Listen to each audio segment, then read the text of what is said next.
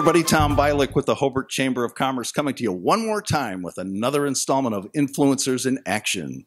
Today we're joined by Shane Evans, proprietor of the Art Theater located right here in Hobart, Indiana. Shane, welcome. Thank you. Yeah, glad to be here. We've been trying to do this for a minute, so it's nice to make it happen, so appreciate it. Absolutely. Well, you know, the Art Theater in Hobart's gone through a sort of a metamorphosis over the last few years.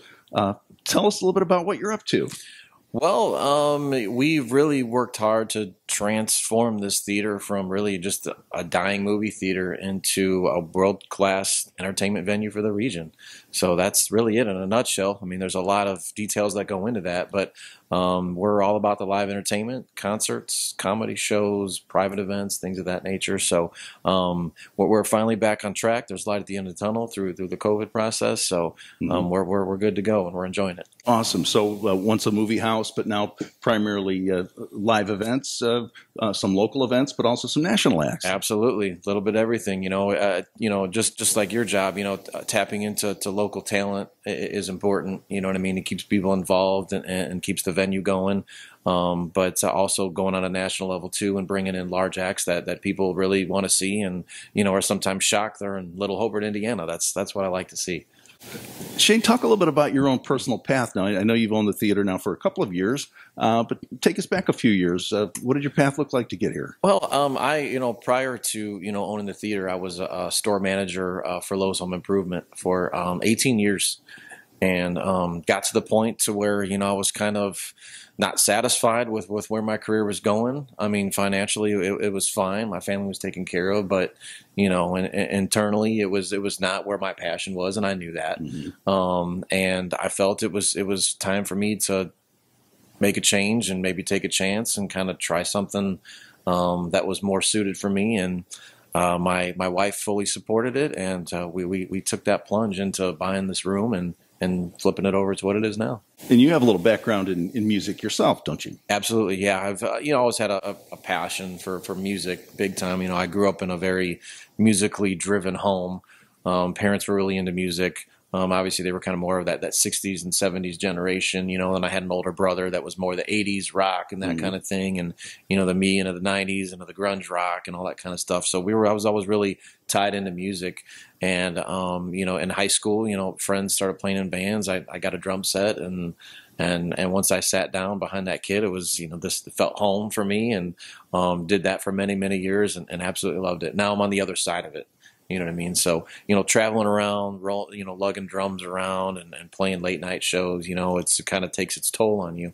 But this is the other side of it, the more the business management side of it that I'm in now. And I absolutely love it. Love it. Now, I would assume that a lot of people look at what you do and you think it's a very glamorous position, which I'm sure it is. Yeah. But I'm sure it also has some challenges as you kind of navigate personality as far as the talent or your staff. It takes a lot of leadership. How would you describe your leadership style? I'd like to think I'm laid back. You know what I mean? I like to be that person that people are comfortable talking to and getting answers to and from and things like that. When I was a store manager, I was always that person that people approached and would talk to, and whether it's good, bad, or indifferent, I want to always keep my door open for people, and an open line of communication and anything just makes things better. So I like to be laid back, but when a job needs to be done and our business is on the line, it's time to perform. You know what I mean? So as long as you do your job and perform when needed, we can make anything work. Who do you look up to? Who's a personal hero of yours? Personal hero of mine. Of course, people always, my parents, parents are always, leaders in that, my parents have always been similar to what my style is, kind of laid back, kind of cool people, let things come to them a little bit and don't let certain things bother you. You know what I mean? I was taught at an early age, by, my mom of, you treat people exactly how you want to be treated, at a very young age. And I've always tried to do that. Mm-hmm. You know what I mean? So yeah, my parents, of course, are personal heroes. And, I had a mentor for years, somebody that, was a business owner. Prior to me getting into this, and I always talked to him, and he encouraged me, to kind of really get involved in things. And he passed away, maybe 5-6 years ago, I want to say. So when he passed away, I was kind of, what do I do now? Mm-hmm. You know what I mean? So that's when I said, hey, this is my turn, and let me just make this decision, and I'm going to go for it. You know. Now, years from now, when you look back, how do you want to be remembered? What do you want your legacy to read? You know, that's a great question, and something I put a lot of thought into. And you know, honestly, I don't know. I just don't know how I want to be remembered. You know, we're in such a you know, with the theater and the concert venue, we're in such a ground floor level. I still feel with this venue, you know, the aspirations are huge. So maybe a couple years down the line, when I really have that venue where I want to be, and I'm moving on to some bigger things, maybe then I'll have a better idea of what I want a legacy to look like. You know, because I've looked at, you know, does my son want to take this over one day? Does he want to be involved with this? And he's not there just yet. He doesn't have that musical drive that I had at his age. You know what I mean? So don't ever want to force him into it. You know, so when you look at, you know, somebody taking over for you or continuing on a legacy, you know, that's really up in the air for me. And I look forward to finding out what that looks like in hopefully the next few years.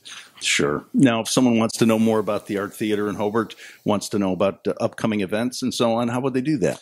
Well, hey, we're all online these days. You know what I mean? Of course, we hang our posters around and things like that. But Facebook is a big one for us. You know, just go to the Hobart Art Theater on Facebook. Very easy. We do have a nice website which is tied into that, which is called brickartlive.com. So you can go there. All events are there. Everything's listed. Direct ticket links. We also have a section on there for our bar and grill next door. So you can hop on there, see menu items, changes, shows, events, ways to contact us.